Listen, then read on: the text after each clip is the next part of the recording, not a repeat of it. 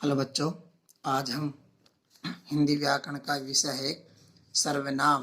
कक्षा 6, 7, 8 तीनों में चलता है। तो हिंदी व्याकरण का सर्वनाम प्रकरण के बारे में आज पढ़ेंगे। सर्वनाम सर्वनाम दो शब्दों से मिलकर बना है, सर्व प्लस नाम। सर्व संस्कृत शब्द जिसको हिंदी में बोलते हैं सब या सभी, और नाम का मतलब नाम, अर्थात जो सभी नाम के स्थान पर काम है उसे सर्वनाम कहते हैं। अब नाम का मतलब यहाँ पर है संज्ञा, कोई नाम संज्ञा ही होती है एक प्रकार से। तो जो सभी संज्ञा के स्थान पर काम आए उसे ही सर्वनाम कहते हैं। इस सामान्य परिभाषा है। परिभाषा देखिए, वे शब्द जो संज्ञा के स्थान पर काम में लिखे जाते हैं, संज्ञा के स्थान पर काम आते हैं, उन्हें हम सर्वनाम कहते हैं। जैसे मैं, तुम, वह, आप, इसका, उसकी, किधर, क्या, तो ये सब जो है वो सब सर्वनाम है। ये सामान्य सर्वनाम के प्रकार बताए हैं। अब इसके भेद, सर्वनाम के मुख्यतः 6 भेद होते हैं। कितने भेद होते हैं सर्वनाम के? 6। सर्वनाम के 6 भेद बताए हैं। इनका भेद ही समझना है आपको। भेद पेपर में नहीं आते हैं, बहुत ही कम पूछ जाते हैं। बस आपको ये पूछा जाएगा कि इसमें सर्वनाम कौन सा है, इसमें सर्वनाम छांटिए, तो वो आपको याद रखना है बस। तो पहला है इसका पुरुषवाचक सर्वनाम। पुरुषवाचक, नाम से पता चल रहा है, जो किसी व्यक्ति, बोलने वाले, सुनने वाले या किसी तीसरे व्यक्ति के स्थान पर काम आता है। जो किसी व्यक्ति के बोलने वाले या सुनने वाले या किसी अन्य व्यक्ति के लिए काम आए उसे पुरुषवाचक कहते हैं। अर्थात केवल पुरुष या स्त्री के लिए ही काम आएगा, किसी वस्तु के लिए काम नहीं आता, ये पुरुष या स्त्री के लिए काम आता है। देखिए, जैसे वह सर्वनाम जो बोलने वाले, सुनने वाले तथा किसी अन्य के लिए उपयोग में होता है उसे हम पुरुषवाचक सर्वनाम कहते हैं। जैसे मैं, हम, मुझे, मैंने, तू, तुमने, आपने, तुझे, वह, उनका, उनकी, उसका, उसकी, ये सब पुरुषवाचक सर्वनाम है। या तो बोलने वाले के स्थान पर काम आएंगे, या तो सुनने वाले के स्थान पर काम आएंगे, या किसी अन्य के लिए काम आएंगे, या फिर तीनों के लिए काम आएंगे। तो उसे बोलते हैं हम पुरुषवाचक सर्वनाम। जैसे उसने कहा, तो उसने यहाँ पर सर्वनाम हो गया। उसने मुझसे कहा, उसने और मुझसे दोनों सर्वनाम हो गया। उसने मुझसे कहा कि तुम बहुत अच्छे हो, तो उसने, मुझसे और तुम तीनों ही यहाँ पर सर्वनाम है। तो उसने पूछा तुम कब जाओगे, तो उसने पूछा, तो उसने यहाँ पर पुरुषवाचक सर्वनाम है कि तुम कब जाओगे, तुम भी यहाँ पर प्रश्नवाचक सर्वनाम है। तो यहाँ पर तो जब पुरुष के स्थान, पुरुष या मतलब स्त्री, पुरुष या मतलब स्त्री भी है, पुरुष भी है, तो जब पुरुष या स्त्री के स्थान पर कोई ऐसा शब्द आ जाए जिससे आपको ये पता चले कि ये उस मेल या फीमेल के लिए कहा गया है, तो वो पुरुषवाचक सर्वनाम होता है। तो वो हमेशा सर्वनाम ही होगा, याद रखना है ये। तो इस प्रकार ये होता है पुरुषवाचक सर्वनाम। मैं, हम, मुझे, हमें, मैंने, तूने, तुझने, तुझे, आप, वह, उसका, उसकी, उनका, उनकी, हमने, ये सब जो है पुरुषवाचक सर्वनाम है। जैसे वह बोला मैं बाजार से सामान, वह बोला कि तुम बाजार कब जाओगे, तो वह और तुम, वह यहाँ पर पुरुषवाचक सर्वनाम है, और तुम भी पुरुषवाचक सर्वनाम है। और भी सर्वनाम है इसमें, पर अभी हम पुरुषवाचक पढ़ रहे हैं, तो वह और तुम दोनों ही यहाँ पर पुरुषवाचक सर्वनाम माने जाएंगे। इस तरह से दूसरा भेद है इसका निश्चयवाचक सर्वनाम। निश्चय मतलब होता है फिक्स, तो निश्चयवाचक सर्वनाम परिभाषा, जो सर्वनाम पास या दूर स्थित किसी वस्तु की ओर इशारा करती है, संकेत करती है, तो उसे हम निश्चयवाचक सर्वनाम कहते हैं। जैसे मैंने बताया कि पेन वहां है, पेन वहां है, फ्रिज वहां है, पुस्तक यहाँ है। तो निश्चयवाचक सर्वनाम की विशेषता यह होती है कि वस्तु की ओर ही संकेत करती है, नपुंसक लिंग की ओर इशारा करती है, पहली बात। दूसरी बात यह, इससे हमको यह पता चलता है कि वह वस्तु दूर है या पास में है, इससे आप पता चल जाएगा कि वो निश्चयवाचक है। जैसे पेन उधर है, पुस्तक इधर है, इसमें पुल्लिंग की भी और बताया जाता है, रमेश उधर है। इस तरह से वो होता है निश्चयवाचक। तो इसमें संकेत किया जाता है कि वो पास में है या दूर है।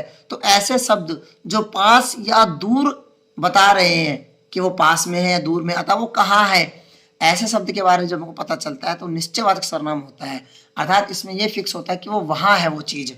जैसे जैसे यह गाय मेरी है, तो यहाँ पर यह निश्चय हो गया ना कि वो गाय मेरी है, तो यहाँ पर निश्चयवाचक सर्वनाम हो गया।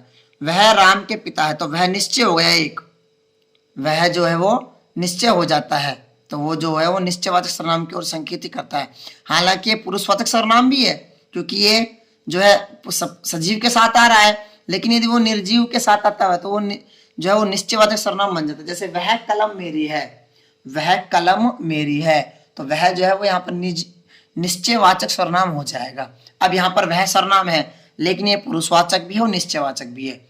लेकिन वह कलम मेरी है वो केवल निश्चयवाचक है, वो पुरुषवाचक नहीं है, ये ध्यान रखना। क्योंकि यहाँ पर जो कलम है ना वो पुरुष नहीं है, वो एक वस्तु है, तो ये ध्यान रखना है आपको। जबकि यहाँ पर वह जो है वो निश्चयवाचक भी है, पुरुषवाचक भी है।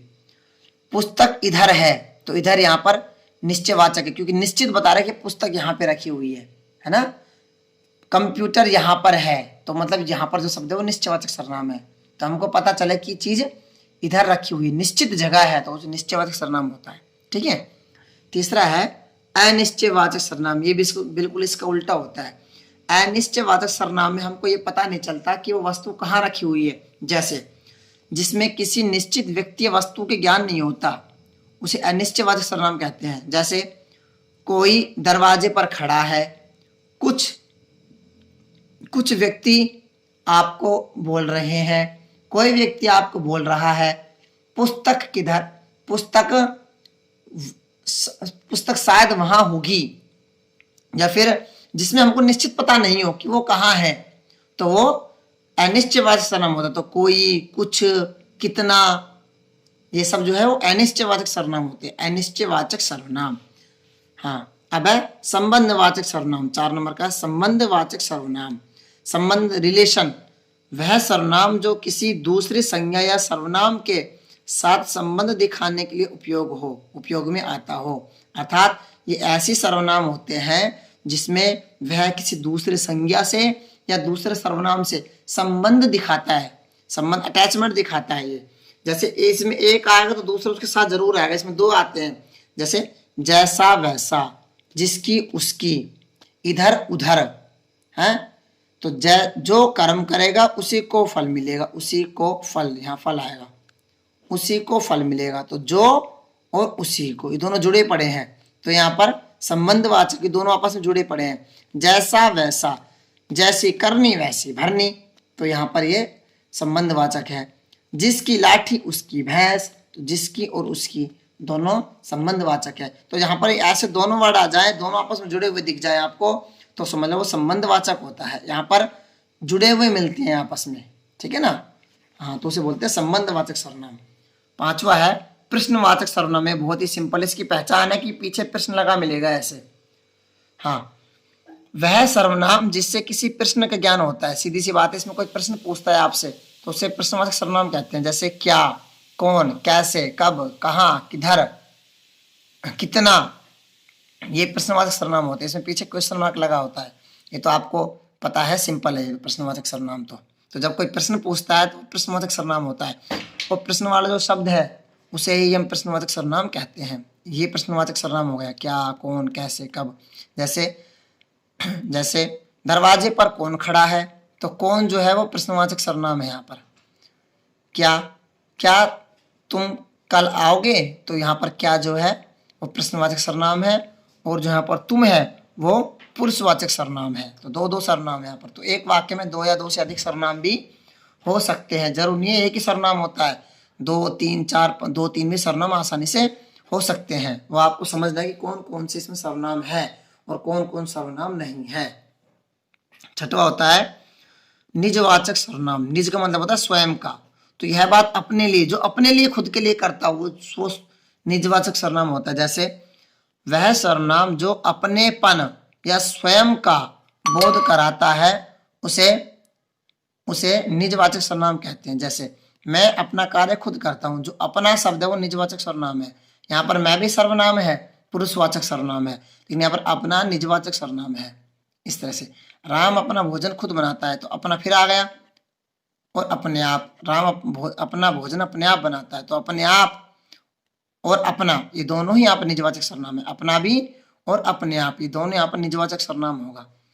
तो ये जो शब्द है जो खुद के लिए काम आए, खुद के लिए, स्वयं के लिए, वो निजवाचक सर्वनाम होता है। जैसे मैं अपना काम खुद करता हूँ, मैं अपने कपड़े खुद धोता हूँ, तो अपना जो शब्द है ना अपने अपने जो शब्द से रिलेशन में है वो सब निजवाचक सर्वनाम में आते हैं। बहुत ही आसान है सर्वनाम का प्रकरण, बहुत ही आसान है। इसको आप ध्यान से सुनोगे और समझोगे तो आपको एक बार में ही आ जाएगा, बस इसके उदाहरण देखने आपको, ठीक है। इस तरह से आप सर्वनाम के प्रकरण को पूरा कर सकते हैं। ओके बच्चों, यदि कोई समस्या हो तो आप कमेंट बॉक्स में मैसेज कर सकते हैं या मुझे व्हाट्सएप पर भी मैसेज कर सकते हैं। ओके बच्चों, धन्यवाद।